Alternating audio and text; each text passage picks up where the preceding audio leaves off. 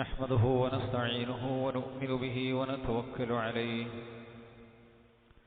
ونعوذ بالله من شرور أنفسنا ومن سيئات أعمالنا من يهده الله فلا مضل له ومن يضلل فلا هادي له أشهد أن لا إله إلا الله وحده لا شريك له وأشهد أن محمدا عبده ورسوله أرسله بالهدى ودين الحق ليظهره على الدين كله ولو كره المشركون اللهم صل على محمد وعلى آل محمد كما صليت على إبراهيم وعلى آل إبراهيم وبارك على محمد وعلى آل محمد كما باركت على إبراهيم وعلى آل إبراهيم إنك حميد مجيد أعوذ بالله من الشيطان الرجيم يا أيها الذين آمنوا اتقوا الله حق تقاته ولا تموتن إلا وأنتم مسلمون أما بعد فإن خير الحديث كتاب الله وخير الهدي هدي محمد صلى الله عليه وسلم وشر الأمور محدثاتها وكل محدثة بدعة وكل بدعة ضلالة وكل ضلالة في النار ഏറെ ബഹുമാനമുള്ള സത്യവിശ്വാസിനികൾ സൃഷ്ടിച്ചു പരിപാലിക്കുന്ന റബ്ബ് സുബ്ഹാനഹു വ തആലയുടെ വിധിവിലക്കുകൾ ജീവിതത്തിൻ്റെ രഹസ്യപരസ്യ മേഖലകളിൽ പാലിച്ചു പുലർത്തി തഖ്വയോടുകൂടി ജീവിക്കണം എന്ന് ഓരോരുത്തരെയും ഉപദേശിക്കുകയാണ്, വസിയ്യത്ത് ചെയ്യുകയാണ്. അല്ലാഹു സുബ്ഹാനഹു വ തആല അവൻ്റെ സ്വർഗം കരസ്ഥമാക്കുന്ന മുത്തഖികളുടെ കൂട്ടത്തിൽ നമ്മെ ഏവരെയും ഉൾപ്പെടുത്തി അനുഗ്രഹിക്കുമാറാവട്ടെ. പ്രിയമുള്ള മുഅ്മിനീങ്ങളെ, മുഅ്മിനാത്തുകളെ, നമ്മുടെ പുതുതലമുറ ഇന്ന് വളരെ അധികം മോശപ്പെട്ട ജീവിതത്തിലേക്ക്, അല്ലെങ്കിൽ ആഭാസകരമായ ഇസ്ലാമികമായ സംസ്കാരങ്ങളിൽ നിന്നും വേഷവിധാനങ്ങളിൽ നിന്നും സ്വഭാവങ്ങളിൽ നിന്നും ഒക്കെ ഏറെ വിദൂരമായ അവസ്ഥയിലാണ് ജീവിച്ചുകൊണ്ടിരിക്കുന്നത്. പലപ്പോഴും രക്ഷിതാക്കൾക്കും മുതിർന്നവർക്കുമൊക്കെ കുട്ടികളെ തിരുത്തുവാനോ അല്ലെങ്കിൽ ഉപദേശിക്കുവാനോ ഉള്ള അവകാശമില്ലാത്ത അവസ്ഥയിലേക്ക് കാര്യങ്ങൾ മാറിപ്പോയ രീതിയിലാണുള്ളത്. മുതിർന്നവരുടെ വാക്കുകൾക്ക് വിലയില്ല, ഞങ്ങൾ കണ്ടതുപോലെ ഞങ്ങൾ ജീവിക്കും, അതേപോലെ തന്നെ നമ്മൾ പറയുന്നത് പലപ്പോഴും കുട്ടികൾക്ക് ദഹിക്കുന്നില്ല, ഇഷ്ടപ്പെടുന്നില്ല. ഏത് കോലത്തിലും ഏത് രൂപത്തിലും പണ്ടൊക്കെ നമ്മൾ വളരെ മോശമായി കണ്ടിരുന്ന കാര്യങ്ങൾ വളരെ വൃത്തിഹീനമായി ആളുകൾക്ക് മുമ്പിൽ ആളുകൾ അറിയാനോ പറയാനോ വെറുത്തിരുന്ന, നാണക്കേടായി കണ്ടിരുന്ന കാര്യങ്ങൾ ഇന്ന് അഭിമാനമാണ്. പണ്ട് അപമാനമായത് ഇന്ന് അഭിമാനം. ഞാനൊരു സ്വർഗരതിക്കാരനാണ്, എനിക്ക് സ്ത്രീകളെ താല്പര്യമില്ല, സ്വർഗരതിക്കാരിയാണ്, എനിക്ക് പുരുഷന്മാരെ താല്പര്യമില്ല എന്നുള്ളത് അഭിമാനത്തോടെ പറയുന്നു. അത് പതിനായിരക്കണക്കിന് ആളുകൾ കാണുന്ന ചാനലുകളിൽ അഭിമുഖം കൊടുക്കപ്പെടുന്നു. സ്വർഗരതി അഭിമാനമാണ് ഇന്ന്. അതേപോലെ തന്നെ വ്യഭിചാരം അഭിമാനമാണ്. ഞങ്ങൾ ലിവിങ് ടുഗദറിലാണ്, കല്യാണം കഴിക്കാതെയാണ് ജീവിക്കുന്നത്. എത്രയാണോ താല്പര്യമുള്ള കാലഘട്ടം അത്ര ജീവിക്കും, അത് കഴിഞ്ഞാൽ നമുക്ക് നമ്മുടെ പണി നോക്കി പോകാം. അത് അഭിമാനമാകുന്നു. അവരാണ് ഇന്ന് സംസ്കാരത്തിൻ്റെ ആൾക്കാർ. അതേപോലെ തന്നെ ഇന്ന് ഡേറ്റിങ്ങുകളാണ്, അഥവാ ഒരുപാട് ആപ്ലിക്കേഷനുകൾ. ഇഷ്ടപ്പെട്ട പെണ്ണിനെ, ഇഷ്ടപ്പെട്ട പുരുഷനെ തിരഞ്ഞെടുക്കുന്നു. അവരുടെ കൂടെ ഒരു രാത്രിയോ 2 രാത്രിയോ ഒരാഴ്ചയോ അല്ലെങ്കിൽ ഒരു ടൂറ് പോക്കോ, അന്യപുരുഷന്മാരും അന്യ സ്ത്രീകളും ഏത് നാട്ടിൽ നിന്നാണോ, ഏത് ജില്ലയിൽ നിന്നാണോ, ഏത് സ്വഭാവത്തിലും ഏത് കളറിലുമുള്ള ആളുകളെയും തെരഞ്ഞെടുത്ത് എന്നിട്ട് എത്ര കാലമോ 2-3 ദിവസമൊക്കെ കൂടെ ജീവിച്ച് ഹോട്ടലുകളിലും അതേപോലെ തന്നെ ടൂറിസ്റ്റ് പ്ലേസുകളിലൊക്കെ ജീവിച്ച് എല്ലാം ഏവർക്കും എല്ലാം പണയപ്പെടുത്തി കൊടുക്കുന്ന അവസ്ഥ. ഇങ്ങനെയുള്ള ആളുകളാണ് സംസ്കാരത്തിന്റെ ആൾക്കാർ. അവരാണ് വിദ്യാഭ്യാസമുള്ളവർ, അവരാണ് ലോകം തിരിച്ചറിഞ്ഞ ആൾക്കാർ. അല്ലാത്തവരൊക്കെ പഴഞ്ചനാണ്. ഇന്നലെ വരെ മോശമായിരുന്ന കാര്യങ്ങൾ ഇന്ന് വളരെയധികം ആധുനികതയുടെയും വിദ്യാഭ്യാസത്തിന്റെയും സംസ്കാരത്തിന്റെയും ഐക്കണുകളായി അറിയപ്പെടുന്ന അവസ്ഥ നിങ്ങൾ നോക്കണം സഹോദരന്മാർ. ഈ ഒരു സാഹചര്യത്തിലാണ് നമ്മുടെ മക്കൾ ജീവിക്കുന്നത്. വിദ്യാഭ്യാസം നമ്മുടെ മക്കൾക്ക് അനിവാര്യമാണ്. സ്കൂളുകളാകട്ടെ കോളേജുകളാകട്ടെ അവർ പഠനത്തിന്റെ ആവശ്യമായിട്ടും അല്ലാതെയും അവർ ഉപയോഗിക്കുന്ന സോഷ്യൽ മീഡിയകളാകട്ടെ മൊബൈൽ നെറ്റ് സംവിധാനങ്ങളാകട്ടെ എല്ലാ മേഖലകളിൽ നിന്നും കേൾക്കുന്നതും അറിയുന്നതും അവർ ആസ്വദിക്കുന്നതും ഇതാണ്. വല്ലാത്തൊരു പരീക്ഷണത്തിലൂടെയാണ് സഹോദരന്മാരെ നമ്മുടെ മക്കൾ ജീവിച്ചു കൊണ്ടിരിക്കുന്നത്. ഈ മക്കളെ ഒരിക്കലും നമുക്ക് കടിഞ്ഞാണിട്ട് നിയന്ത്രിക്കാൻ സാധിക്കുകയില്ല. ഒരിക്കലും അവരെ മറ്റെന്തെങ്കിലും നിലക്ക് അവരെ ബലപ്പെടുത്തിയിട്ടോ അല്ലെങ്കിൽ പിടിച്ചു നിർത്തിയിട്ടോ ഒന്നും നമുക്ക് നിയന്ത്രിക്കാൻ സാധിക്കുകയില്ല. അള്ളാഹുവിന്റെ ദീനും പടച്ച റബ്ബിന്റെ മുറാഖബത്തും പഠിപ്പിച്ചു കൊടുത്തിട്ടല്ലാതെ അള്ളാഹിനെ കുറിച്ച് നമ്മുടെ മക്കൾക്ക് ഓർമ്മ വേണം. നമ്മുടെ ആൺകുട്ടിക്ക്, നമ്മുടെ യുവാക്കൾക്ക്, നമ്മുടെ യുവതികൾക്ക് നമുക്ക് അല്ലാഹു സുബ്ഹാനഹു വ തആലയുടെ ആ ചോദ്യവും പടച്ചറപ്പിന്റെ ലിഖാവും പടച്ചറപ്പിനെ കണ്ടുമുട്ടുന്നതും മക്കൾക്ക് നമുക്ക് മനസ്സിലേക്ക് വരികയില്ലാതെ ഇതിനൊരു പരിഹാരമില്ല. നോക്ക് നിങ്ങൾ, പ്രേമവും അതേപോലെ തന്നെ ആണും പെണ്ണും കൂടിക്കലരിലും ഒരു പ്രശ്നമല്ലാത്ത അവസ്ഥ വന്നു. പ്രേമമില്ലാത്തവൾ എന്ന് പറഞ്ഞാൽ ഇന്ന് ഹൈസ്കൂൾ വിദ്യാർത്ഥിനികൾക്ക് മോശമാണ്. അവരാരെയും പ്രേമിക്കണില്ല, ആരെയും കൂടെ നടക്കണില്ല. അന്യപുരുഷനായിട്ട് ബന്ധമില്ലാത്തൊരു കുട്ടിയാണെങ്കിൽ, അന്യപുരുഷനായിട്ട് അന്യ സ്ത്രീയായിട്ട് വെറുതെ ആവശ്യമില്ലാത്ത സംസാരങ്ങളും കളികളും ടച്ചിങ്ങളും ഒന്നും ഇല്ലാത്തൊരു കുട്ടിയാണെങ്കിൽ ഇവൻ എന്തോ ഒരു മാനസിക തകരാറുള്ള കുട്ടിയാണെന്ന് മറ്റുള്ള കുട്ടികൾ വിധി എഴുതുന്നു. അധ്യാപകന്മാർ വിധി എഴുതുന്നു, ഈ കുട്ടിക്ക് എന്തോ പ്രശ്നമുണ്ടല്ലോ. കാരണം ഈ പെൺകുട്ടികളുമായി മാത്രമേ ഈ കാലഘട്ടത്തിലും ബന്ധം സ്ഥാപിക്കുന്നുള്ളൂ. കളികളും അവരുടെ രസങ്ങളും തമാശ പറച്ചിലൊക്കെ പെൺകുട്ടിയോട് മാത്രം, ഇപ്പം ആൺകുട്ടിയോട് മാത്രമേ ഇവനുള്ളൂ എന്ന് പറയുമ്പോൾ ഈ കുട്ടിക്ക് എന്തോ മാനസിക തകരാറുണ്ട്, ഒറ്റപ്പെടുത്തുകയാണ്. ഇതിന്റെ ഇടയിൽ പിടിച്ചു നിൽക്കാൻ സാധിക്കണം. നോക്ക് നിങ്ങൾ സഹോദരന്മാരെ, വല്ലാത്തൊരവസ്ഥയാണ്, വല്ലാത്തൊരു കാലഘട്ടം. ഒരു കാലഘട്ടത്തിലും ഇങ്ങനെ ഒരു പരീക്ഷണം നമ്മുടെ മക്കൾക്കും നമുക്കും ഉണ്ടായിട്ടില്ല എന്ന് നമ്മൾ മനസ്സിലാക്കണം. മാതാപിതാക്കൾക്ക് വിലയില്ല, കൂട്ടുകാരികൾക്കാണ് വില. ഖിയാമത്ത് നാളിന്റെ അടയാളമായി കൊണ്ട് റസൂലുള്ളാഹി സ്വല്ലല്ലാഹു അലൈഹി വസല്ലം പഠിപ്പിച്ചതാണ്. മാതാപിതാക്കൾക്ക് വില ഉണ്ടാവില്ല, ഭാര്യയ്ക്ക് ആയിരിക്കും കൂടുതൽ വില എന്ന് റസൂലുള്ളാഹി പഠിപ്പിച്ച ഹദീസ് കാണാൻ സാധിക്കും. അതേപോലെ തന്നെ കൂട്ടുകാരന്മാർക്കും കൂട്ടുകാരികൾക്കും മുന്തിയ പരിഗണന ഉണ്ടാകും. വീട്ടിൽ വളർത്തുന്ന ഒരു നാക്കാലിയുടെ വില പോലും മാതാപിതാക്കൾക്ക് ഇല്ലാത്ത അവസ്ഥാവിശേഷം ഉണ്ടാകും. വസ്ത്രധാരണ രംഗത്താണെങ്കിൽ പറയണ്ട, വളരെ മോശമായിരിക്കുന്നു. പലപ്പോഴും പല മുസ്ലിം പെൺകുട്ടികൾക്കും അള്ളാന്റെ റഹ്മത്ത് കിട്ടിയവരൊഴികെ മാറുമറക്കുക എന്നുള്ള സ്വഭാവം തീരെ ഇല്ലാതെയായി. അവിടെ മാറിന്റെ എത്രയാണോ അത് തുഴച്ചു നിൽക്കുന്നത് അതെല്ലാം മറ്റുള്ളവർക്ക് കാണിച്ചു കൊടുത്ത് ആണുങ്ങൾ ആകർഷിക്കുന്ന രീതിയിൽ, വളരെ മോശമായ രീതിയിൽ, അത് കല്യാണത്തിനാകട്ടെ സ്കൂളുകളിലേക്കാകട്ടെ, എത്രയൊക്കെ തന്റെ ശരീരവും തന്റെ മാംസളമായ ഭാഗങ്ങളും മറ്റുള്ളവർക്ക് ആകർഷിക്കാനും കൊത്തിവലിക്കാനും ഇട്ടുകൊടുക്കണോ, ഇങ്ങനെ കഴുകക്കണ്ണുള്ള കാമക്കണ്ണുള്ള ആളുകൾക്ക് എല്ലാം ആസ്വദിക്കാൻ വേണ്ടി നിന്ന് കൊടുക്കുന്ന, അതിൽ നമ്മുടെ ഭാര്യമാരുണ്ടോ, നമ്മുടെ മക്കളുണ്ടോ, പേരക്കുട്ടികളുണ്ടോ, കൊച്ചുമക്കളുണ്ടോ, നമ്മൾ ആലോചിക്കണം. പറഞ്ഞു പോകാൻ എളുപ്പമാണ്. നമ്മുടെ ഭാര്യയുടെ, നമ്മുടെ കുടുംബത്തിലെ പെൺകുട്ടികളുടെ ഇറച്ചി മറ്റുള്ളവർ ആസ്വദിക്കുന്ന രീതിയിലാണോ അവർ പുറത്തിറങ്ങുന്നത്? നമ്മൾ ജാഹിലിയ അറബികളെക്കാൾ മോശപ്പെട്ട ആൾക്കാരാണ് നമ്മൾ. അല്ലാഹു സുബ്ഹാനഹു വ തആലയുടെ നോട്ടമില്ലാത്തവർ. വ്യക്തമായ ഹദീസുകൾ പഠിപ്പിച്ച കാര്യമാണ്.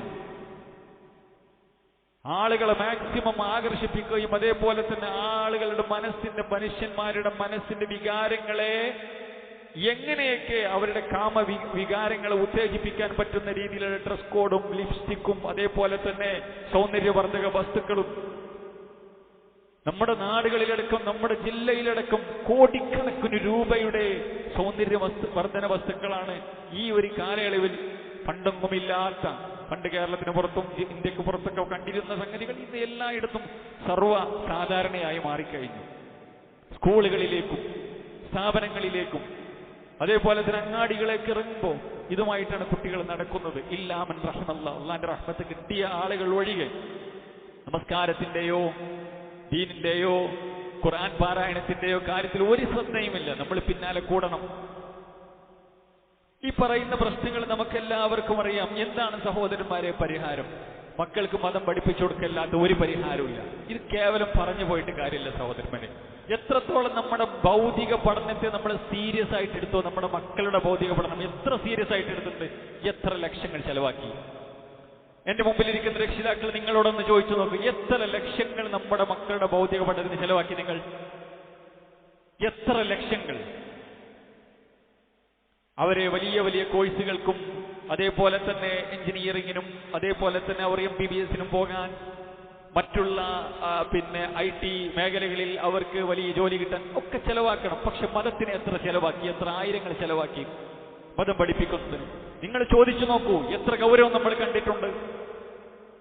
നിങ്ങൾ നിങ്ങളോട് തന്നെ ചോദിക്കൂ, ഞാൻ എന്നോട് ചോദിക്കട്ടെ. നമ്മൾ മക്കളുടെ ഒരു സുരക്ഷിതത്വം ഇല്ലാതെ, മക്കളുടെ ദീനിന്റെ വിഷയത്തിൽ ഗ്യാരണ്ടി ഇല്ല, അവരുടെ ചാരിത്രത്തിന്റെ വിഷയത്തിൽ ഗ്യാരണ്ടി ഇല്ല. എന്നാൽ അതൊന്നും പ്രശ്നമില്ല. മക്കൾ ഡോക്ടറാകണം, എഞ്ചിനീയർ ആകണം, വലിയ ആളാകണം. അതുകൊണ്ട് ഏത് നാട്ടിലും വിടും.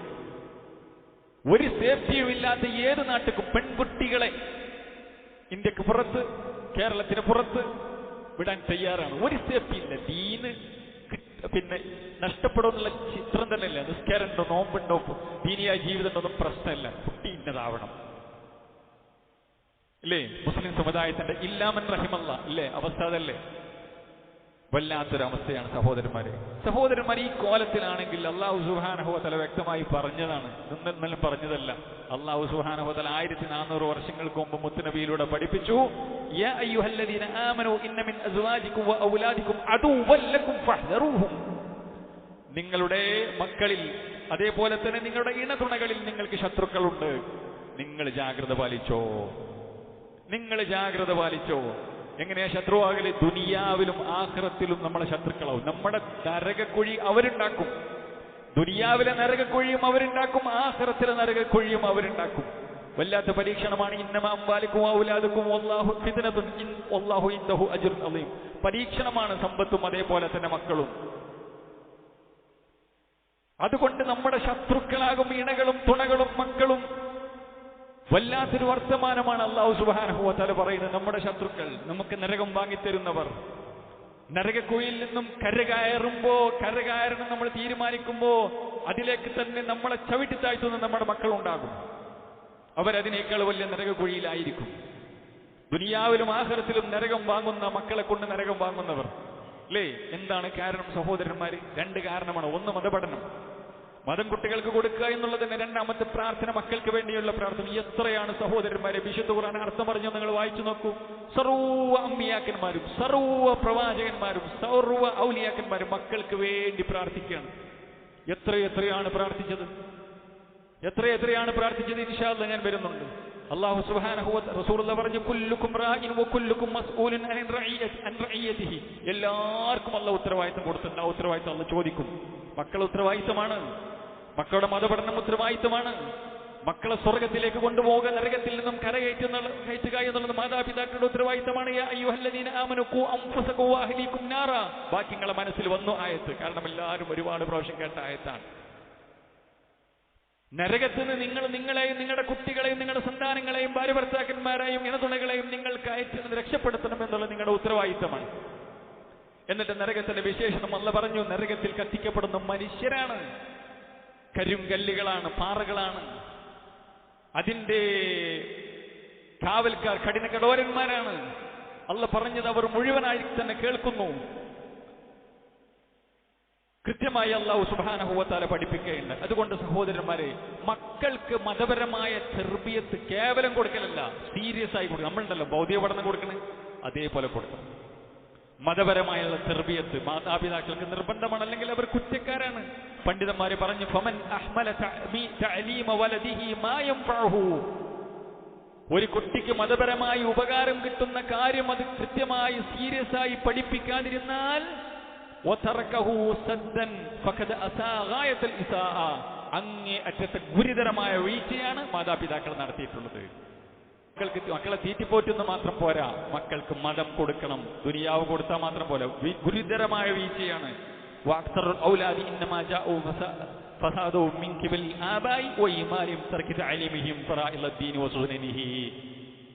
മാതാപിതാക്കളിൽ അധിക പേരും അങ്ങേയറ്റം മക്കൾക്ക് ദീന് കൊടുക്കുന്ന വിഷയത്തിൽ അശ്രദ്ധനായത് കൊണ്ടാണ് മക്കൾ ഇത്രയധികം തെറ്റിപ്പോകാൻ കാരണം. അതുകൊണ്ട് ഗുരുതരമായ വൻഭാവമാണ് അവർ ചെയ്തുകൊണ്ടിരിക്കുന്നത്. അത് ഏതാണ് അല്ലാഹു പറഞ്ഞത്? നിങ്ങളോട് ചോദിക്കും ഉത്തരവാദിത്വം. നിങ്ങളുടെ ഉത്തരവാദിത്വമാണ് മക്കൾക്ക് മതം കൊടുക്കുക എന്നുള്ളത്. അതിനുള്ള സംവിധാനമാണ് സഹോദരന്മാരെ മദ്രസ. അതിനുള്ള ഒരു സംവിധാനമാണ് മദ്രസ. മദ്രസ വിട്ടുകൊണ്ട് എല്ലാം ആയിക്കൊള്ളുന്നില്ല. ഒരു സംവിധാനമാണ് മദ്രസ.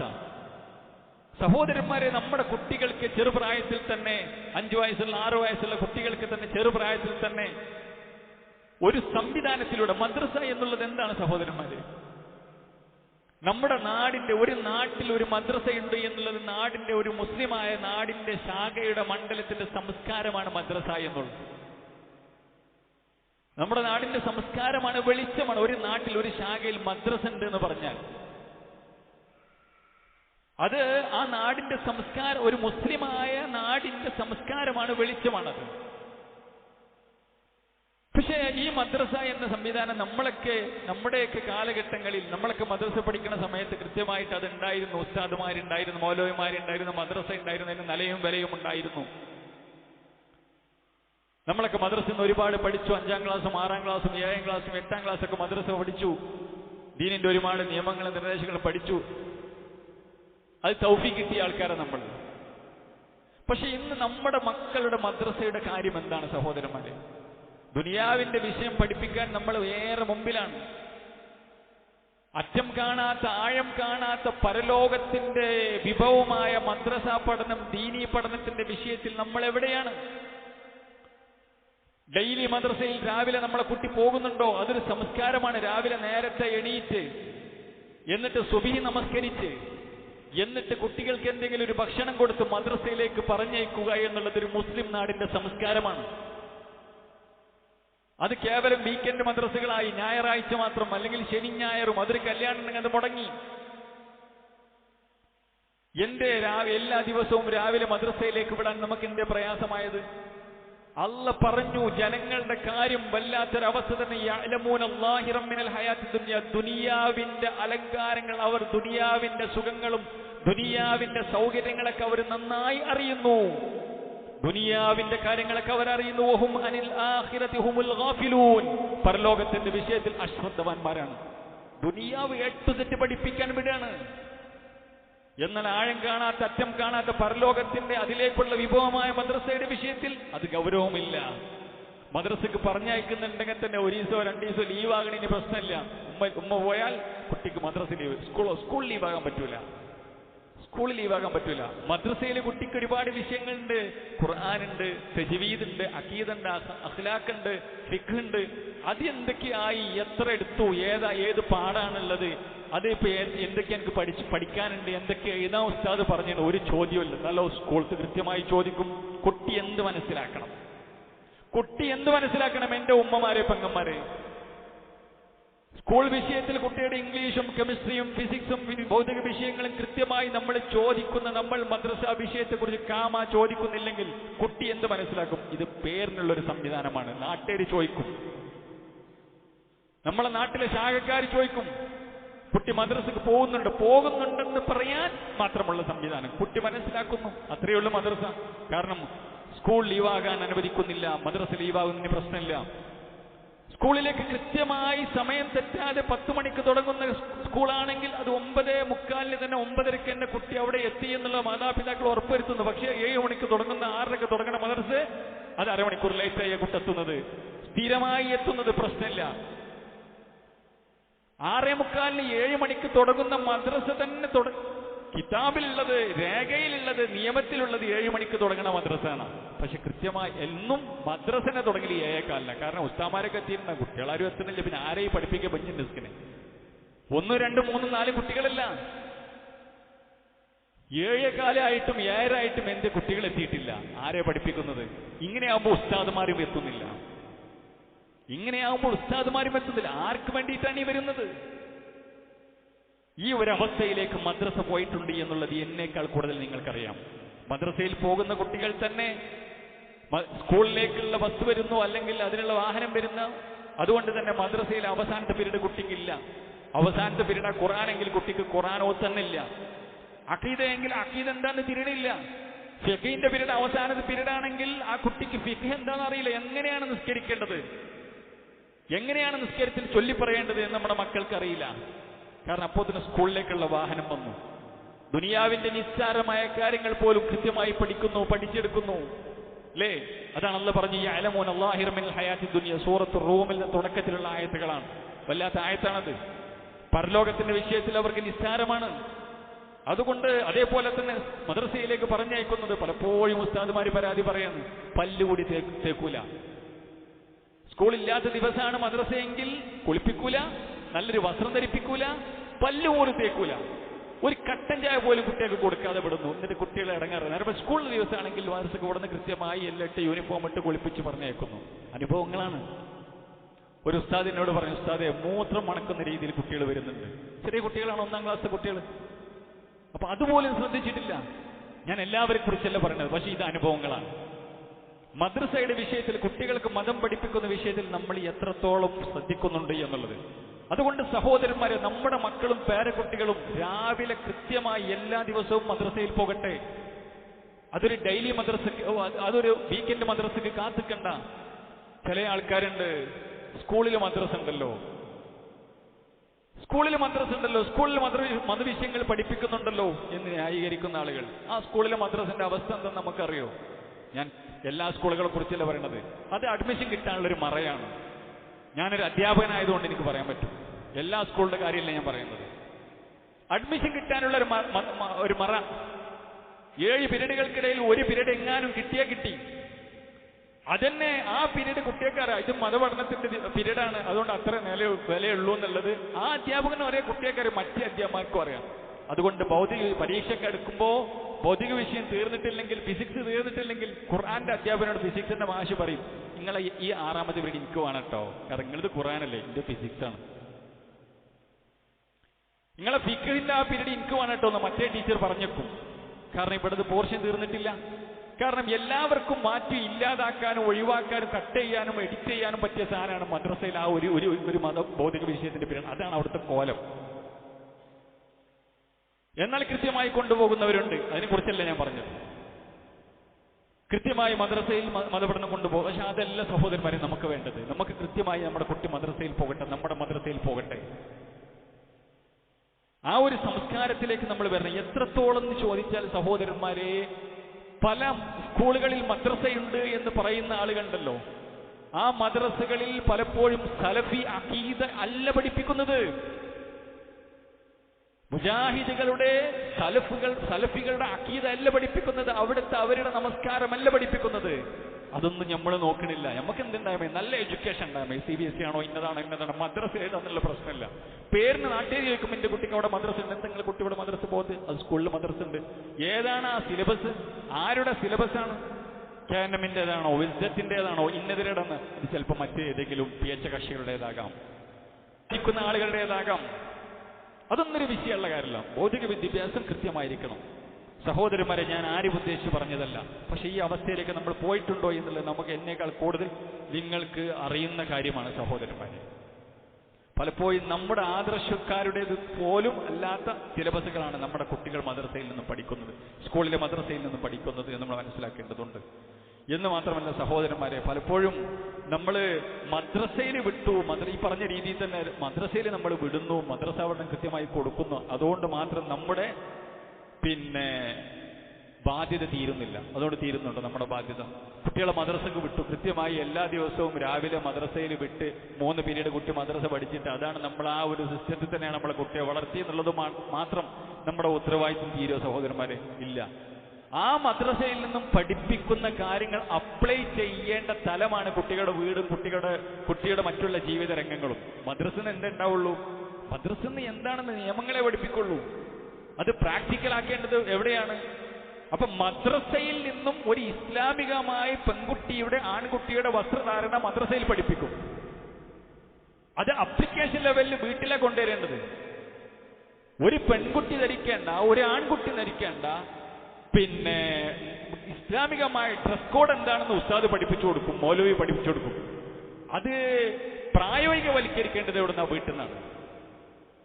അവിടെ കുട്ടിക്ക് ഇസ്ലാമല്ലാത്ത വസ്ത്രങ്ങൾ ഉമ്മ വാങ്ങിച്ചു കൊടുക്കുന്നു, ഉപ്പ വാങ്ങിച്ചു കൊടുക്കുന്നു. ഉമ്മ ധരിക്കുന്നു, ഇത്താത്ത ധരിക്കുന്നു. കുട്ടി എന്താ പഠിക്കുന്നത്? ഇസ്ലാമികമായ മുഖവും മുൻകൈയും ഒക്കെ പിന്നെ മാത്രം ഒഴിവാക്കി ബാക്കിയുള്ള ഭാഗങ്ങളൊക്കെ മറക്കണം, ലൂസുള്ള ഡ്രസ്സ് ധരിക്കണം, ഓപ്പൺ ചുരിദാർ ഇടാൻ പാടില്ല, ലെഗിൻസ് ഇടാൻ പാടില്ല, തുട കാണുന്ന രീതിയിൽ ഇടാൻ പാടില്ല, നെരിയാണിക്കതായ വസ്ത്രം ആൺകുട്ടികൾക്ക് പോകാൻ പാടില്ല എന്നൊക്കെ കുട്ടി പഠിക്കുന്നു. കുട്ടി പരിയുന്ന് വാപ്പാന്റെ കാണുന്ന നെരിയാണിക്കതായ വസ്ത്രം, ഉമ്മാന്റെ കാണുന്ന ഉമ്മ എല്ലാ ആളുകളെയും കാണിക്കുന്ന രീതിയിൽ ലിപ്സ്റ്റിക് ഇട്ട് പോകുന്ന ഉമ്മ, പെങ്ങന്മാര്, ഇത്താത്തമാര്. കുട്ടി എന്ത് മനസ്സിലാക്കണം? കുട്ടിയെ കളവ് പഠിപ്പിക്കുകയാണ്, ചതി പഠിപ്പിക്കുകയാണ്. അതേപോലെ തന്നെ മ്യൂസിക്കും ആഭാസങ്ങളും തോന്നിവാസങ്ങളും സിനിമയും സീരിയലുകളും ഹറാമുകളും കാണാൻ പാടില്ല എന്ന് ഉസ്താദ് അവിടുന്ന് പഠിപ്പിച്ചു കൊടുക്കും. പക്ഷേ ഇതിന്റെ മൂത്താപ്പാരാണ് വീട്, വാപ്പിയും അല്ലെങ്കിൽ മുതിർന്ന ആളുകൾ കുട്ടി എന്ത് മനസ്സിലാക്കണം? കളവ് പറയാൻ പാടില്ല എന്ന് പഠിപ്പിച്ചു കൊടുക്കുന്നു. ഇവിടെ കളവിന്റെ ആശാന്മാരാണ്. ഇതിന്ന് സഹോദരന്മാർ, ഇത് കേവലം ഒരു വെറും പണിയാണെന്ന് കുട്ടി മനസ്സിലാക്കുന്നു. ഇതിന് നമ്മൾ കാരണക്കാരാകുന്നു. അതുകൊണ്ട് മദ്രസയിലേക്ക് വിട്ടുകൊണ്ട് ചില ആളുകളൊക്കെ മനസ്സിലാക്കും, എന്താ ഈ മൗലവി പറയുന്നത്, എന്റെ കുട്ടീനൊക്കെ മദ്രസയിലിട്ടില്ലേ, ഇപ്പൊ എന്റെ അവക്കുട്ടിന്റെ അവസ്ഥ എന്താ? അതുകൊണ്ട് പറയില്ല, മദ്രസയിലിട്ടത് ആ നിലക്ക് മദ്രസ വിട്ടിട്ട് കാര്യമില്ല. ഒരു ഉത്തരവാദിത്വം തീർക്കൽ മദ്രസ, അത് ഡെയിലി മദ്രസ ആരും കാര്യമില്ല, പിന്നെ സൺഡേ മദ്രസ ആരും കാര്യമില്ല. കുട്ടിയുടെ ഉത്തരവാദിത്വം നമ്മൾ ഏറ്റെടുക്കണം. എവിടെ തെളിവ്? ഇസ്ലാമിലെ തെളിവുള്ളത്? കുട്ടിക്ക് നമ്മൾ മതം പഠിപ്പിച്ചു കൊടുക്കണം, മദ്രസന്ന് പഠിപ്പിക്കണം, ഇവിടുന്ന് അപ്ലൈ ചെയ്യണം, നമ്മൾ മതപരമായി നടക്കണം. ഹറാമും തോന്നിയാസം കേൾക്കുന്ന സിനിമയും സീരിയലും റീൽസും കാണുന്നത് നമ്മൾ ഒഴിവാക്കണം. കുട്ടികൾ എപ്പോഴെങ്കിലും കണ്ടെന്ന് വരും, പക്ഷെ നമ്മളത് കണ്ടിരുന്നാലോ? നമ്മൾ ഹറാമും തോന്നിവാസം മ്യൂസിക് പാട്ടും അതേപോലെ തന്നെ ഡ്രസ് കോഡ് ശരിയാക്കാതെ കൃത്യമായി നിസ്കാരല്ലേ ഉമ്മാക്ക്, കൃത്യമായി നിസ്കാരല്ലേ വാപ്പാക്ക്, എന്നിട്ട് കുട്ടീനോട് നിസ്കരിക്കാൻ പറയാം. അതല്ല സംസ്കാരം സഹോദരന്മാരെ. നമ്മൾ മുമ്പിൽ നിൽക്കണം. നമ്മൾ കുട്ടികൾ നമ്മളെ ശരിക്ക് പിന്നെ അവർ വായിച്ചെടുക്കുന്ന പിന്നെ കണ്ണാടിയാണ്. കുട്ടികൾ നോക്കുന്നത്, മുഖം നോക്കുന്ന കണ്ണാടിയാണ് മാതാപിതാക്കൾ. അവരെങ്ങനെയാണോ അതുപോലെയാണ് അവർ ജീവിക്കുള്ളൂ. മദ്രസന്ന് കുറെ തിയറി പഠിച്ചുകൊണ്ട് കാര്യമില്ല. അതാണ് നമ്മൾ പ്രവാചകന്മാരിൽ കണ്ടത്. വവസ്സാ ബിഹാ ഇബ്രാഹീമു വയഅഖൂബു ബനീഹി വയഅഖൂബു യാ ബനിയ ഇന്നല്ലാഹ അസ്തഫാ ലകുമുദ്ദീന ഫലാ തമൂതുന്ന ഇല്ലാ വഅൻതും മുസ്ലിമൂൻ. നിങ്ങൾ മുസ്ലിമുകളായിക്കൊണ്ടാണ് മരിക്കേണ്ടത്. ദീനിന്റെ കാര്യങ്ങൾ ഉപദേശിക്കുന്ന ഇബ്രാഹിം നബി അലൈഹി സ്വലാത്തു വസ്സലാമയും അതേപോലെ തന്നെ യാക്കൂബ് നബിയും മക്കൾക്ക് പഠിപ്പിച്ചു കൊടുക്കേണ്ട ദീൻ. അതേപോലെ തന്നെ ലുക്മാൻ അലൈഹി സ്വലാത്തു വസ്സലാമയുടെ ചരിത്രം ഞാൻ വിശദീകരിക്കേണ്ട ആവശ്യമില്ല, ഓരോന്നും പറഞ്ഞു കൊടുക്കുക. ശിർക്കുമെന്ന് തുടങ്ങി നിസ്കാരത്തിലൂടെ പോയി ജനങ്ങളോട് എങ്ങനെ പെരുമാറേണ്ടെന്ന് പഠിപ്പിച്ചു.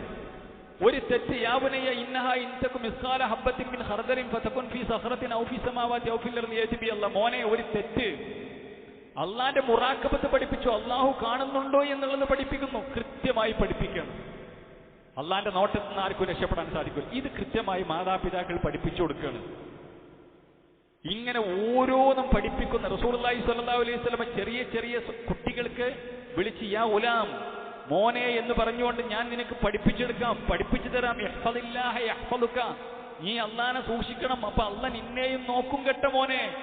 അതുകൊണ്ട് അള്ളാഹിൽ നിന്ന് ഒന്നും മറച്ചു വെക്കാൻ സാധ്യമല്ല എന്നൊക്കെ പറഞ്ഞ് റസൂലുള്ളാഹി സ്വല്ലല്ലാഹു അലൈഹി വസല്ലം കുട്ടികൾക്ക്, പേരക്കുട്ടികൾക്ക് പഠിപ്പിച്ചു കൊടുക്കണം. എത്ര എത്ര പ്രവാചകന്മാരുടെ ചരിത്രമാണ് സഹോദരന്മാരെ. കുട്ടികളെ നമസ്കാരം ശീലിപ്പിക്കുന്നു. ഉമർ അഹ്ലക ബിസ്സലാത്തി വസ്തബിർ അലൈഹ, കുട്ടികളെ നമസ്കാരിക്കുന്ന ആളുകളാക്കാൻ നന്നായി ക്ഷമിക്കേണ്ടതുണ്ട്. ഇതെന്താണ്? ഇത് മദ്രസയിൽ നിന്നും കുട്ടി പഠിച്ച സംഗതി ഇവിടെ നമ്മൾ എന്തൊക്കെയാണ് തൃപ്തിപ്പാക്കുകയാണ്. അപ്പൊ മദ്രസയിൽ വിട്ടു എന്നുള്ളതുകൊണ്ട് നമ്മൾ എന്തായിട്ടില്ല, നമ്മളെല്ലാം നേടിയെന്ന് വിചാരിക്കണം. അതുകൊണ്ട് ആ ഒരു സംസ്കാരത്തിലേക്ക് സഹോദരന്മാരെ നമ്മളെല്ലാവരും എത്തേണ്ടതുണ്ട്. അല്ലാഹു സുബ്ഹാനഹു വ തആല നമ്മുടെ മക്കളെ രണ്ട് ലോകത്തും ഉപകാരപ്പെടുന്ന മക്കളാക്കി അല്ലാഹു സുബ്ഹാനഹു വ തആല ആക്കി തീർക്കുമാറാവട്ടെ. ഇന്നൽ ഹംദുലില്ലാഹ് വസ്സലാത്തു വസ്സലാമു അലാ റസൂലിൽ അമീൻ വഅലാ ആലിഹി വസഹ്ബിഹി വസല്ലമ തസ്ലീമൻ കസീറ. ഒരിക്കൽ കൂടി റബ്ബിന്റെ നിയമനിർദ്ദേശങ്ങൾ ജീവിതത്തിൽ പാലിക്കണം എന്ന് എല്ലാ ഓരോരുത്തരെയും ഉപദേശിക്കുകയാണ്, വസിയ്യത്ത് ചെയ്യുകയാണ്. കുട്ടികളെ മതം പഠിപ്പിക്കലും അതിനുള്ളൊരു സംവിധാനമാണ് മദ്രസ എന്നും ആ പഠിച്ച സംഗതികൾ കുട്ടികൾ പ്രാവർത്തികമാക്കാൻ രക്ഷിതാക്കളും വിദ്യാർത്ഥികളെ സഹായിക്കേണ്ടതുണ്ട് എന്നും നമ്മൾ സൂചിപ്പിച്ചു. രണ്ടാമത്തെ ഏറ്റവും പ്രധാനപ്പെട്ട മറ്റൊരു ഏരിയ മക്കൾക്ക് വേണ്ടി പ്രാർത്ഥിക്കുക എന്നുള്ളതാണ്. മക്കൾക്ക് വേണ്ടി പ്രാർത്ഥിക്കുക. നോക്കൂ, നിങ്ങൾ ഖുർആൻ അങ്ങ് തുറന്നിട്ടുണ്ടെങ്കിൽ മക്കൾക്ക് വേണ്ടി പ്രാർത്ഥിക്കുന്ന പ്രവാചകന്മാരുടെ പ്രാർത്ഥനകളാണ് എമ്പാടും നിറഞ്ഞു നിൽക്കുന്നത്. നോക്കൂ, റബ്ബനാ ഹബ് ലനാ മിൻ അസ്വാജിനാ വദുർരിയ്യാതിനാ ഖുർറത അയ്യുൻ വജഅൽനാ ലിൽ മുത്തഖീന ഇമാമ എന്ന് മുഅ്മിനീങ്ങളോട് മുഴുവൻ പ്രാർത്ഥിക്കാൻ പറഞ്ഞു. അല്ലാഹുവിന്റെ അടിമകളായ, അല്ലാഹുവിന്റെ പരമകാരുണ്യകനായ മുത്തഖികളായ അടിമകൾ പ്രാർത്ഥിക്കുന്ന പ്രാർത്ഥനയാണ് റബ്ബനാ ഹബ് ലനാ മിൻ അസ്വാജിനാ വദുർരിയ്യാതിനാ ഖുർറത അയ്യുൻ. പടച്ചോനെ, മക്കളിലും ഇണതുണകളിലും നീ കൺകുളിർമ തരണേ, മുഅ്മിനീങ്ങൾക്ക് അവരെ നീ ഇമാമാക്കണേ. സഹോദരന്മാരെ, ഒരു സമയത്തും നമ്മളങ്ങ് അള്ളാഹുവിലേക്ക് പ്രാർത്ഥിക്കാൻ തിരിയുന്ന ഒരു സമയത്തും നഷ്ടപ്പെടാത്ത പ്രാർത്ഥനയായിരിക്കണം ഇത്. ഇല്ലെങ്കിൽ കിട്ടൂല സഹോദരൻ. നമ്മൾ എന്ത് ചെയ്തിട്ടും കാര്യമില്ല. പടച്ചോൻ തരണം തൗഫീഖുള്ള മക്കളെ, പടച്ചോൻ തരണം ദീനുള്ള മക്കളെ.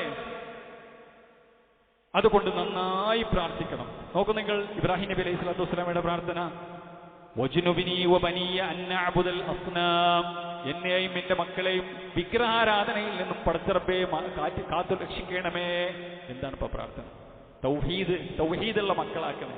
എന്റെ മക്കൾക്ക് പടച്ചോനെ ശിർക്കുമായി ബന്ധമില്ലാത്തവരാക്കണേ. ഇബ്രാഹിം നബി അലൈഹി സ്വലാത്തു വസ്സലാം പ്രാർത്ഥിക്കണം. നമ്മൾ പ്രാർത്ഥിച്ചിട്ടുണ്ടോ അങ്ങനെ? പടച്ചോനെ എന്റെ മക്കൾക്ക് തൗഹീദുള്ളവരാക്കണം. നമ്മൾ പ്രാർത്ഥിച്ചിട്ടുണ്ടോ? ഞാൻ പ്രാർത്ഥിച്ചിട്ടുണ്ടോ? നിങ്ങൾ പ്രാർത്ഥിച്ചിട്ടുണ്ടോ? വിഗ്രഹാരാധനയിൽ നിന്നും എന്റെ മക്കളെയും എന്നെയും തടുത്തു നിർത്തണമേ. അടുത്ത പ്രാർത്ഥന, റബ്ബി ജഅൽനി മുഖീമസ്സലാത്തി വമിൻ ദുർരിയതി റബ്ബനാ വതഖബ്ബൽ ദുആ. പടച്ചോനെ, എന്നെ റബ്ബി ജഅൽനി മുഖീമസ്സലാത്തി വമിൻ ദുർരിയതി, എന്നെയും എന്റെ കുട്ടികളെയും നിസ്കാരം നിലനിർത്തുന്ന ആളാക്കണേ. അടുത്ത പ്രാർത്ഥന ആർദാ? ഇബ്രാഹിം നബിയുടെ. എന്റെ കുട്ടികളെ ഇനി നിസ്കരിക്കണ ആളാക്ക്. നിസ്കരിച്ചാൽ എന്താ? നിസ്കരിച്ചാൽ ഇന്ന സ്വലാത്ത് തൻഹാ അനിൽ ഫഹ്ശാഇ വൽ മുൻകർ വലദിക്റുല്ലാഹി അക്ബർ. നിസ്കാരം എല്ലാവിധ തോന്നി ബാക്കി എന്തൊക്കെ പ്രശ്നങ്ങളുണ്ടോ ഒക്കെ ഇതുകൊണ്ട് ഫിൽട്ടർ ആവും. നമ്മൾ പ്രാർത്ഥിക്കേണ്ട സഹോദരന്മാര് ഇബ്രാഹിം നബിയുടെ പ്രാർത്ഥനയാണ്. നോക്ക് നിങ്ങൾ, വീണ്ടും പ്രാർത്ഥിക്കുന്നത് റബ്ബന ജഅൽനാ മുസ്ലിമീന ലക വമിൻ ദുർരിയ്യതിനാ ഉമ്മത്തൻ മുസ്ലിമത്തൻ ലക. പടച്ചോനെ, ഞങ്ങളെ, എന്റെ മക്കളെ നിനക്ക് കീഴ്പ്പെടുന്ന, നിനക്ക് വഴിപ്പെട്ട് ജീവിക്കുന്ന മുഅ്മിനീങ്ങളാക്കണേ, മുസ്ലിമീങ്ങളാക്കണേ. അടുത്ത പ്രാർത്ഥനയാണ്, ഞങ്ങളൊക്കെ യഥാർത്ഥ പേരുകൊണ്ട് മാപ്പിളയല്ല, ഇസ്ലാം മുസ്ലിം മാപ്പിള OBC അല്ല, നിനക്ക് കീഴ്പ്പെടുന്ന യഥാർത്ഥ മുസ്ലിമീങ്ങളാക്കണേ. ജക്കരിയ നബി കുട്ടിയില്ലാതെ പ്രാർത്ഥിച്ചപ്പോ തന്നെ കുട്ടി ഉണ്ടാകുമ്പോ എങ്ങനത്തെ കുട്ടിയാണ്? റബ്ബി ഹബ്ലി മിൻ ലദുൻക ദുർരിയ്യതൻ ത്വയ്യിബതൻ. പടച്ചോനെ, നല്ല സന്താനത്തെ തരണേ. സന്താനത്തെ തരണേന്നല്ല, നല്ല സന്താനത്തെ തരണേ. റബ്ബി ഹബ്ലി മിനസ് സാലിഹീൻ. ഇബ്രാഹിം നബി കുട്ടിയില്ലാതെ പ്രാർത്ഥിച്ചു, പടച്ചോനെ സ്വാലിഹീങ്ങളിൽപ്പെട്ട കുട്ടിയെ തരണേ. ഇല്ലെങ്കിൽ കുടുങ്ങും സഹോദരന്മാരെ, ഇല്ലെങ്കിൽ കുടുങ്ങും, യാതൊരു സംശയവുമില്ല. ഇങ്ങനെയാണെങ്കിലോ, ഈ പറയപ്പെട്ട രീതിയിൽ മക്കളായി കഴിഞ്ഞാലോ നാളെ സ്വർഗത്തിൽ ഉന്നതമായ സ്ഥാനങ്ങൾ. റസൂലുള്ളാഹി പറഞ്ഞാലോ, ഒരാൾക്ക് സ്വർഗത്തിൽ ഉന്നതമായ സ്ഥാനക്കയറ്റം. അയാൾ ചോദിക്കും, പടച്ചോനെ എങ്ങനെ എനിക്ക് കിട്ടിയത്? അയാളോട് അള്ളാഹു പറയും, എന്ത്? നിനക്ക് നിന്റെ മകന്റെ ഇസ്തിഗ്ഫാർ ഉണ്ടായിരുന്നു. അഥവാ വാപ്പാക്ക് വേണ്ടി പൊറുക്കലിനെ തേടുക. വാപ്പ ജീവിച്ചിരിക്കുമ്പോഴും വാപ്പാന്റെ മരണശേഷം വാപ്പാക്കും ഉമ്മാക്കും വേണ്ടി ആത്മാർത്ഥമായി പ്രാർത്ഥിക്കുന്ന മക്കൾ, അത് വല്ലാത്തൊരു സമ്പത്താണ്, വല്ലാത്തൊരു അനുഗ്രഹമാണത്. അല്ലാഹു അനുഗ്രഹിക്കുമാറാവട്ടെ. അതിനെന്ത് ചെയ്യണം? മക്കളങ്ങനെ വളർത്തണം. നമ്മുടെ വാപ്പാക്കും ഉമ്മാക്ക് വേണ്ടി പ്രാർത്ഥിക്കണം. അവർ കേൾക്കെ പ്രാർത്ഥിക്കണം. അപ്പൊ നമുക്ക് വേണ്ടി അവർ പ്രാർത്ഥിക്കും. നിസ്കാരത്തിന് ശേഷം അവർ പ്രാർത്ഥിക്കുന്നു, നമ്മൾ പ്രാർത്ഥിക്കുന്നു, അവർ കേൾക്കണം. നിസ്കാരത്തിന് ശേഷം വാപ്പാക്കും ഉമ്മാക്കും വല്യാപ്പാക്കും വല്യമ്മാക്ക് വേണ്ടി പ്രാർത്ഥിച്ചു എന്ന് അവരോട് ചോദിക്കണം. അപ്പൊ അതൊരു സംസ്കാരമായി മാറും. അല്ലാതെ നമ്മളെന്നെ നിസ്കാരം കഴിഞ്ഞ് ദിക്റും ദുആ ഇല്ലാതെ നേരെ മൊബൈലും ഒക്കെ ഓടിയാലോ അത് മറ്റൊരു സംസ്കാരമായി മാറും. രണ്ടും സംസ്കാരം തന്നെയാണ്, ഒന്ന് ജൂതന്റെ സംസ്കാരമാണെന്ന് മാത്രം. അപ്പൊ സഹോദരന്മാരെ, റസൂലുള്ളാഹി പറഞ്ഞു, അല്ലാഹു സുബ്ഹാനഹു വ തആല പറഞ്ഞു, ഒരു മനുഷ്യൻ മരിച്ചാൽ എല്ലാം അവന് കിട്ടേണ്ട പ്രോഫിറ്റ് ഒക്കെ തീർന്നു, മൂന്നെണ്ണം ഒഴികെ. അതിൽ പറഞ്ഞ എന്താണ്? വലതും സാലിഹുൻ യദൂലു. മാതാപിതാക്കൾക്ക് വേണ്ടി പ്രാർത്ഥിക്കുന്ന ആത്മാർത്ഥമായി പ്രാർത്ഥിക്കുന്ന സന്താനം, അത് കിട്ടിക്കൊണ്ടിരിക്കണം മാതാപിതാക്കളുടെ കബറിലേക്ക്. വല്ലാത്തൊരു അനുഗ്രഹമല്ലേ? നമ്മൾ മരിച്ചുപോയാലും നമുക്കിങ്ങനെ കിട്ടുകയാണ് എന്ത്? സ്വർഗീയ അനുഭൂതികൾ. നമ്മുടെ അമലിങ്ങനെ കൂടിക്കൊണ്ടിരിക്കുകയാണ്. കാരണം ഓൻ നിസ്കരിക്കണം, നമുക്ക് കിട്ടുന്നുണ്ട്, ഓനക്ക് കിട്ടുന്നുണ്ട്. അവൾ നിസ്കരിക്കുന്നത് അവർക്ക് കുറയാതെ നമ്മുടെ അക്കൗണ്ടിലേക്ക് ഇങ്ങനെ വരികയാണ്. നമ്മുടെ ആവനായിലേക്കാണ്, നമ്മുടെ പിന്നെ അക്കൗണ്ടിലേക്കാണ് വരുന്നത്. എത്ര വലിയ, ഇതിനേക്കാൾ വലിയ ഭാഗ്യമേതാ? അതുകൊണ്ട് സഹോദരന്മാരെ, മക്കൾക്ക് നമ്മൾ മദ്രസ പഠനം നന്നായി കൊടുക്കണം. രാവിലെ നമ്മുടെ മക്കൾ മദ്രസയിൽ പോകട്ടെ, എന്നിട്ട് പോയാൽ മതി നമ്മുടെ സ്കൂളിലേക്ക്, ഒന്നും നഷ്ടപ്പെടൂല. അതിന്റെ പേരിൽ ദുനിയാവ് നഷ്ടപ്പെടൂല, ഉറപ്പാണ്. ബറക്കത്ത് ദിമലാക്ക് എടുക്കുന്നത്. ഇല്ലെങ്കിലോ സഹോദരന്മാരെ, ഇല്ലെങ്കിലോ വലിയ നഷ്ടമാണ്. ആ നഷ്ടം അനുഭവിക്കുന്ന ആളുകൾ നമ്മുടെ കൂട്ടത്തിലുണ്ട്, അല്ലേ? എന്നിട്ട് ഇതൊക്കെ ആയിട്ടും ഈ ഒരു നഷ്ടത്തിലേക്ക് നമ്മൾ പോകുന്നു എന്നുള്ളത് വല്ലാത്തൊരു സങ്കടകരമായ അവസ്ഥയാണ്. അതുകൊണ്ട് അള്ളാഹ് വ്യക്തമായി പഠിപ്പിച്ചാണ് മക്കളെ എങ്ങനെ വളർത്തണം, എങ്ങനെ തെർബിയത്ത് കൊടുക്കും. പ്രവാചകന്മാരിലൂടെയാണ് അള്ളാഹ് പഠിപ്പിച്ചത്. അവരുടെ മക്കളെ അവർ നോക്കിയതും തെർബിയത്ത് കൊടുത്തും അള്ളാഹു പഠിപ്പിച്ചുകൊണ്ട്. അതുകൊണ്ട് സഹോദരന്മാരെ, ഏറ്റവും വലിയൊരു ഉത്തരവാദിത്തമാണിത്, നിസ്സാര കാര്യമല്ല. അപ്പൊ ഇനി അധ്യയന വർഷം തുടങ്ങണം. അപ്പൊ നമ്മളെ കുട്ടികൾക്ക് സ്കൂൾ നമ്മൾ തിരഞ്ഞെടുക്കുമ്പോൾ മദ്രസ നഷ്ടപ്പെടാത്ത സ്കൂളായിരിക്കണം. അതേപോലെ തന്നെ നമ്മുടെ നല്ല സംസ്കാരമുള്ള സ്കൂളായിരിക്കണം, മാന്യമായ യൂണിഫോമുള്ള സ്കൂളുകളായിരിക്കണം. ആഭാസങ്ങളും തോന്നിവാസികളും DJ പാർട്ടികളും എല്ലാം അനുവദിക്കുന്ന അധ്യാപകന്മാരുള്ള സ്കൂൾ ആയിരിക്കരുത്. എനിക്ക് ഇതുപോലെ ദുനിയാവും ആഖിറവും സമ്പുഷ്ടമാകണം. മക്കളെ കൊണ്ട് എനിക്ക് സ്വർഗീയ ആരാമങ്ങളിൽ ജീവിക്കണം. ഞാൻ അത്ര വലിയ അമലൊന്നും ചെയ്തിട്ടില്ല. മക്കളെ കൊണ്ട് എനിക്ക് സ്വർഗത്തിൽ വലിയ സ്ഥാനം കിട്ടണം, നരകത്തിൽ നിന്ന് കാക്കണം, എനിക്ക് രക്ഷപ്പെടണം എന്നുള്ള ചിന്ത നമുക്ക് വേണം. അതാണ് പരലോകത്തിന് വേണ്ടിയുള്ള സ്വാർത്ഥത. അല്ലാഹു സുബ്ഹാനഹു വ തആല അനുഗ്രഹിക്കുമാറാവട്ടെ. അല്ലാഹു സുബ്ഹാനഹു വ തആല കാര്യങ്ങൾ കൃത്യമായി പഠിക്കുകയും മനസ്സിലാക്കുകയും ജീവിതത്തിൽ പകർത്തുകയും ചെയ്യുന്ന മുത്തഖികളുടെ കൂട്ടത്തിൽ അല്ലാഹു നമ്മളെ ഉൾപ്പെടുത്തി അനുഗ്രഹിക്കുമാറാവട്ടെ. നമ്മുടെ പാപങ്ങളെല്ലാം അല്ലാഹു സുബ്ഹാനഹു വ തആല പുറത്തു തരുമാറാവട്ടെ. اللهم اغفر للمؤمنين والمؤمنات والمسلمين والمسلمات الأحياء منهم والأموات إنك مجيب الدعوات ويا قاضي الحاجات. اللهم أجرنا من النار وادخلنا الفردوس يا رب العالمين. ربنا هب لنا من أزواجنا وذرياتنا قرة أعين واجعلنا للمتقين إماما. ربنا آتنا في الدنيا حسنة وفي الآخرة حسنة وقنا عذاب النار.